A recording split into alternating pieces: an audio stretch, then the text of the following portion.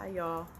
I was dealing with some of my babies earlier, walking them through some stuff, and I just want to impart on you the importance of learning prayers that go along with specific energies.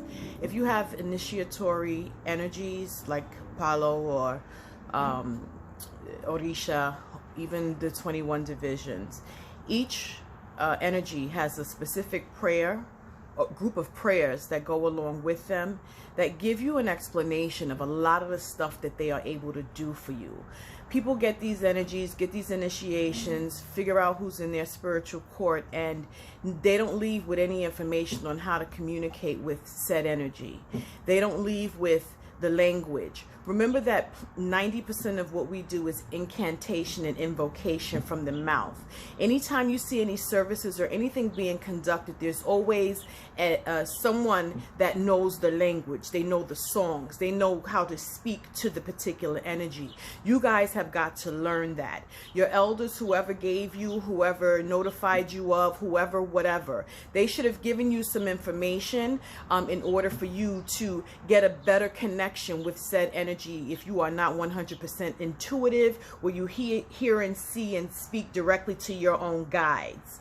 You understand? So you must take it upon yourself to learn these things. You have to learn how to speak to your energies. You have to learn their languages. And I'm not saying that you have to become fluent in certain things, but you need to know certain words, certain verbiages, greetings, the respects, what calls their attention to you.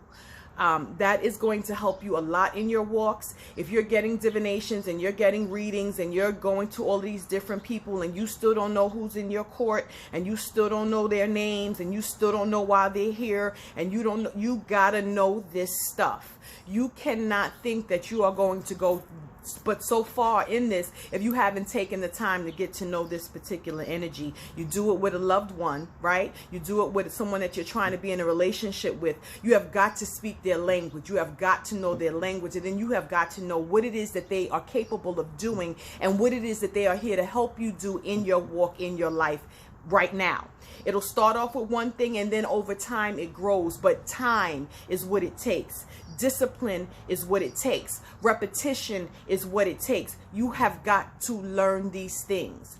The other thing that I wanted to cover really quickly was everybody wants Orisha. Have you ever thought to see the same people that is so in love and enamored with Oshun, if they have any river deities, any river energies, any river spirits that are in their own spiritual court that does not require initiatory practices, services, rites, or anything like that? Plenty of you who are so pulled by the river don't realize that you have river energies that are part of your own spiritual court that you could be leaning into to help you, that are closer to you, that if Ocha or Orisha is your trajectory, they'll be the ones that allow you closer access to them because they're already familiar with that energy. In Palo, we say for Shola Wenge, Miniki Sikoko Wanza. That's collective spirit of the river. Multiple spirits of the rivers, right? It's not just one spirit that resides at the river.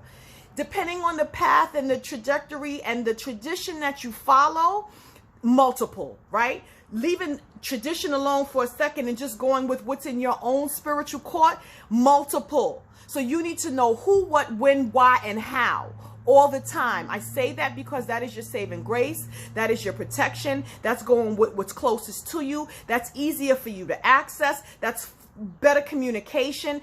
Those are your beginning steps.